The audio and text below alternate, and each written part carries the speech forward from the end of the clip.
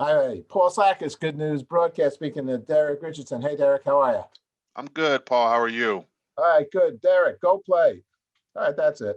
The ultimate road map for winning the game of life. All right, there's big title. Go play. So does that mean go play with your granddaughter, Genevieve, or what does that mean?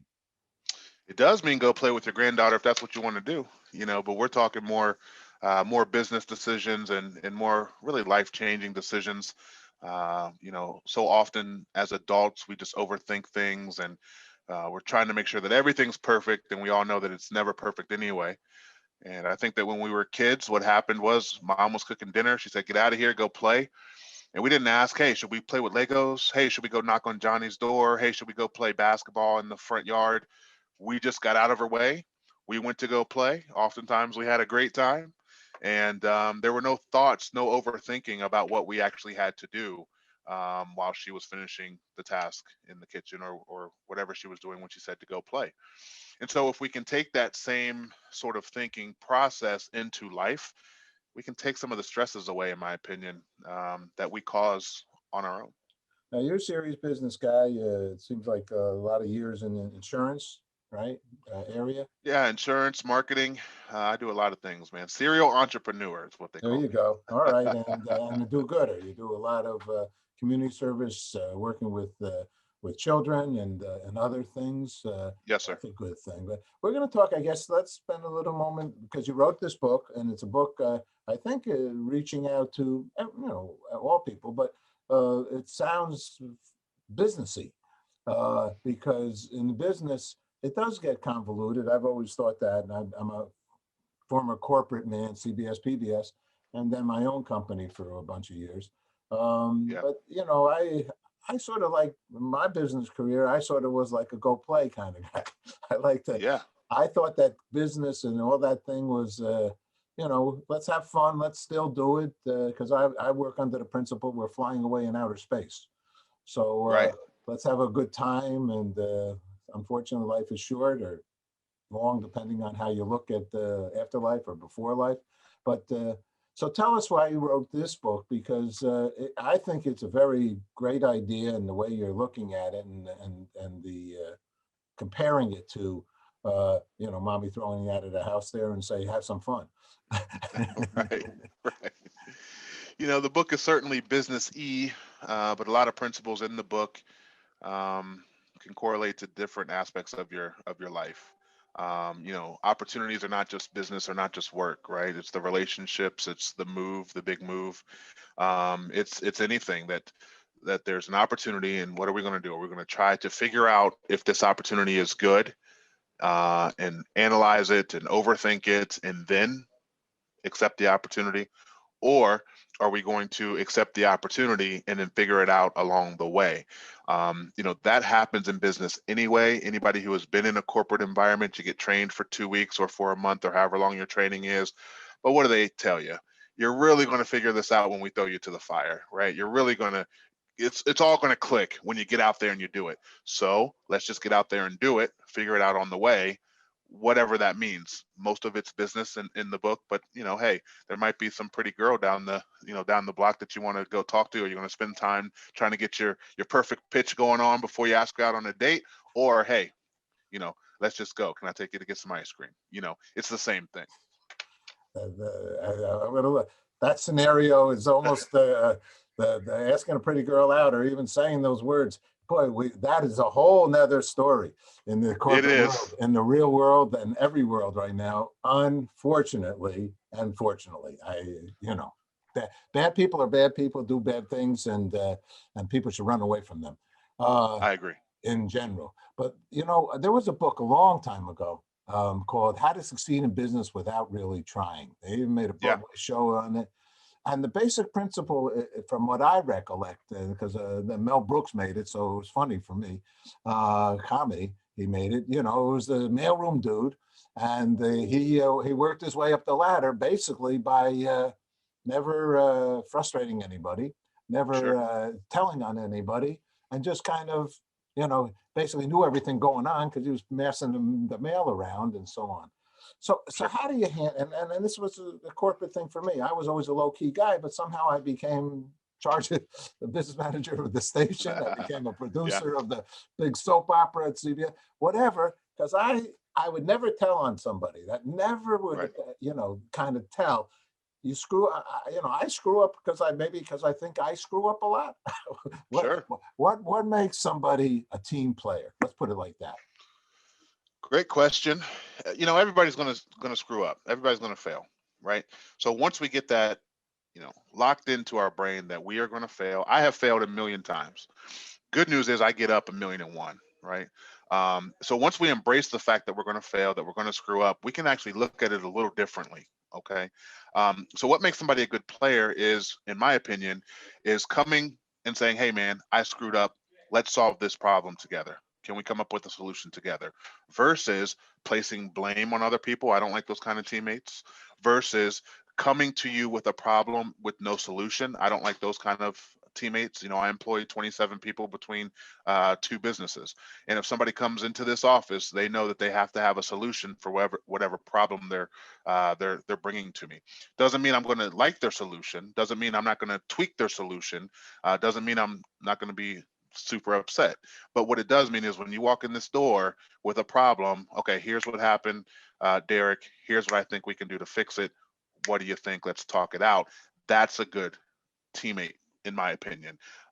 We are in a society where people run from their mistakes. They run from the blame. They put blame all over the place, and really, I think it's making us weak as a society. If you own up to your mistakes, then what happens is you know that you're going to make mistakes in life, so you're not pretending that you're never going to make a mistake. And then what happens is you become a good problem solver, right? And we need good problem solvers in this world to move forward as a society. So it was a problem. A couple of words that I learned early on was a problem was not a problem. Problem was an opportunity.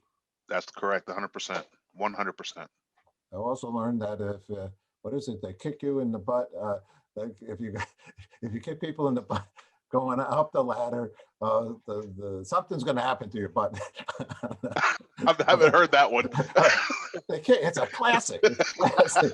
I haven't heard that one. Uh, I'm nodding in agreement, but I can't even say it. if you're not, if you're beating up others, you're gonna the big beat's gonna happen on you eventually. It's just a Sure, question. I'm with you. It's just a Yeah, question of time. So, but how do you right. instill that comfortableness? What does the book say? What does the book say? There's a lot of Comfortableness good. that somebody can come in that door. Yeah, no, I'm with you.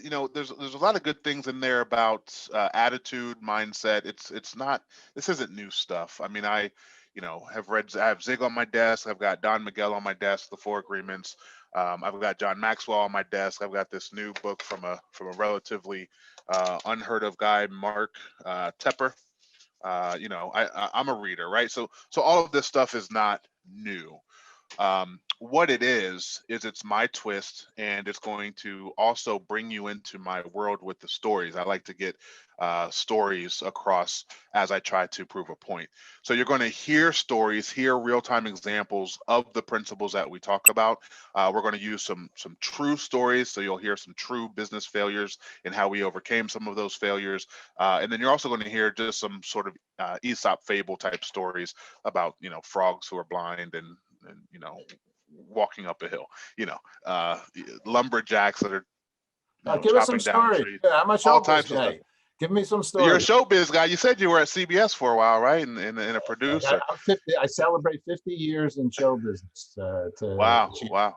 So It's a I've big. made That's a thousands and thousands of shows, 150 network ones I was involved with, and then we have about 5,000 on Good News. But let me, so give us some, tell us some tales, tell us some stories. My favorite one is about the lumberjack. It's one that I use not only for my kids, but for my staff and for myself. There is a lumberjack who was the best lumberjack you've ever seen. He essentially was the LeBron James of chopping down trees. He decides to retire, and he's going to live off happily ever after, sipping lemonade on his porch with his wife. And soon he says, "You know what? This life is not for me. I need to go back to the timber mill." And so he goes and he talks to the manager and he says, "Hey, I'd like to have my job back.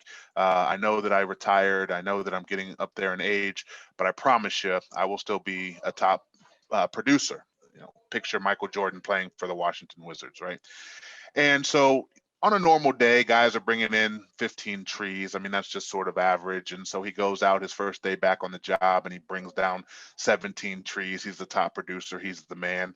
Next day, 16 trees. Soon he's basically right in the average, right? Bringing in 14 or 15 trees. And then one day, what happens is he brings in 10 trees and he goes to the manager and he says, "I am sorry, man. I promise you, I'm not taking this opportunity for granted. I promise you, I'm giving it my all. I'm not exactly sure what's happening, but I will get better." And the manager looks at him and says, you spend a lot of time chopping down trees, but when's the last time you sharpened your axe, right? And he sharpens his axe and he's back on top of his game right away. And we can use that story in many aspects of our lives. Business, as a serial entrepreneur, I am often working from 8 a.m. to 8 p.m. And if I don't spend time sharpening my axe, how monotonous can that work become, and how sort of dull can I become in my creativity and my leadership skills? And that's one of the reasons why I read daily, and I have all these books on my desk. And so sharpening of the axe, I think, is something that everybody needs to practice at some point in their day or in their week to make sure that they are practicing being good at what they're good at. So how do they go about to do that? Any suggestions? Personal development is big, but not everybody's a reader. I know that audio books are huge right now. My business partner's an audiobook guy, and so oftentimes when he's in his office, he's got his headset on, and I think he's on a call, and he's waves me in. He says, "No, I'm just listening to a book. What's going on?" But I use a very weird technique. It's funny because when I was dating my wife, she thought that I was crazy because every single morning when I brush my teeth, I am talking to myself and giving myself an analysis of what I'm going to do that day, what I did bad the previous day, and how I'm going to make today better than yesterday. And I'm saying this out loud, audibly, as I'm brushing my teeth. It's one of the few times you look yourself in the eye in the day. It's one of the few times that you can actually give yourself advice from a different perspective. And again, when I've been married now for 12 years, but when I was dating my wife, she always said, "Okay, go talk. You're going to go talk to yourself again." Every time I went to go brush my teeth. And I think that people need to spend some time talking to themselves. I think that we need to be real with ourselves. I think that we need to be true with ourselves and tell ourselves when we're doing things good, and tell ourselves when we're doing things that are bad. And I like to get it out audibly so that we can hear it, right? We need to hear it, not think it. We need to hear it. And that's a technique that I use, that I've used for a very long time. My dad is a clinical psychologist, so that's a trick that he actually taught me when I was a kid. So That's a good one. I like that. I yeah, like that. Some yeah, people say contemplate your navel. that's right. Sit there and meditate it all and think it through. But I love what you're saying in regard to saying it, verbally Yeah, coming out and saying it.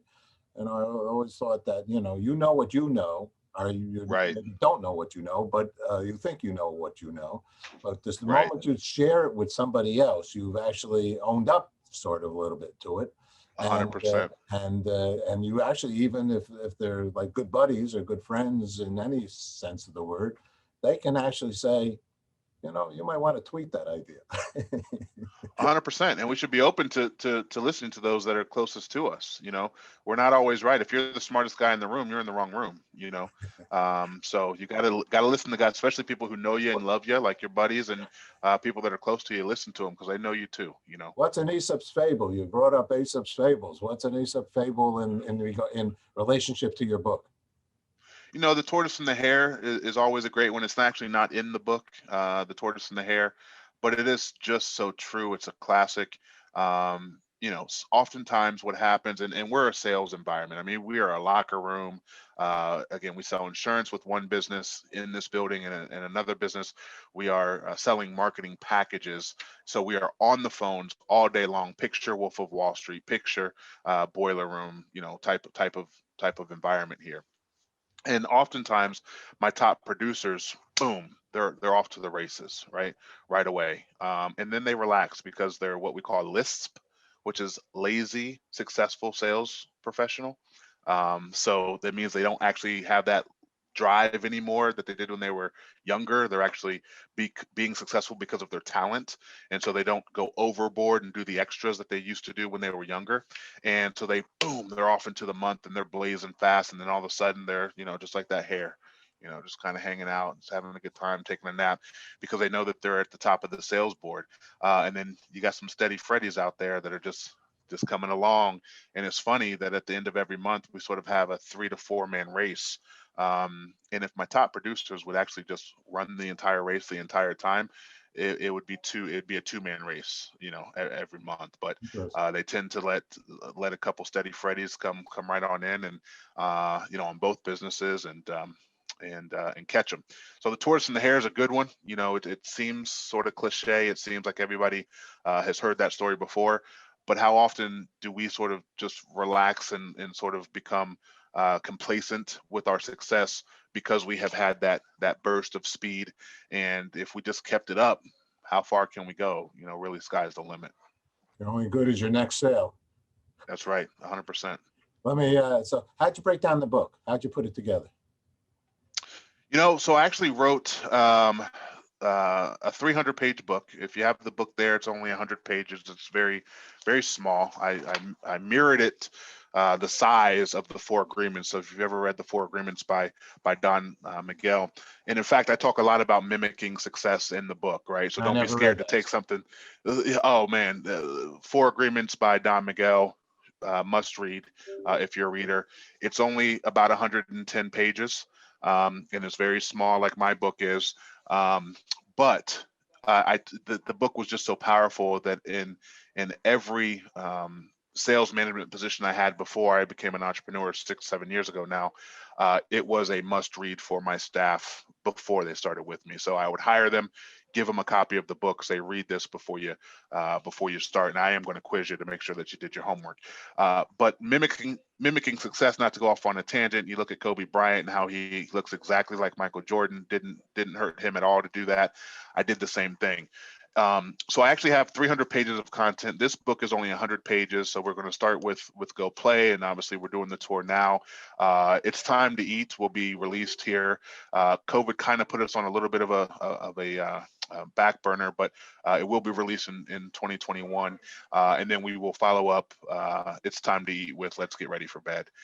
So what I did was I took 300 pages of content. I then split that up into 3 different books so that my content is essentially done. Obviously, you're going to add to it as you get ready to finalize each final revision of the book. And I chopped it up into 100-page books. We're in a Twitter society right now. Nobody is reading 300-page books these days. I tried to give See You at the Top, which is right here on my desk, to one of my young sales guys, and he literally 4 months later gave it back like, I'm sorry, I never finished it. So I wanted to keep that in mind because I wanted people to get through the content. And 100 pages it's a short read, and it's a 5x7, so it's a short read. And then what I did was I took the 100 pages of content that I wanted for this book, the beginning of the series, and I split it up into chapters, right? Just 9 chapters.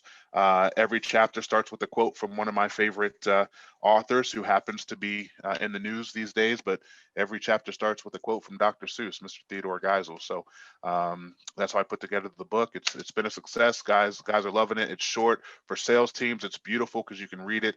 If you do 1 chapter a day, you can get through it in 2 weeks. And if you do like a book club sort of team builder, you can get through it in 2 weeks with a chapter a day. A chapter's going to take you, less than 10 minutes to get through. So that's how it was put together. And my publisher liked that idea. They said, cool, let's do it. And I said, awesome, that's what I'm going to do, even if you said no. That's great. Well, so let me ask the last question. I love speaking with you. Thank you.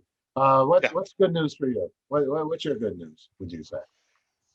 My good news is that, and you'll read about this in the book, Richardson Marketing Group was actually sort of an accident. We are the #1 place to work in Columbus, Ohio. 25 employees or fewer. We are the 6th fastest growing company in Columbus, Ohio area. So the 5-county region, 2.4 million people or something like that, tons of businesses.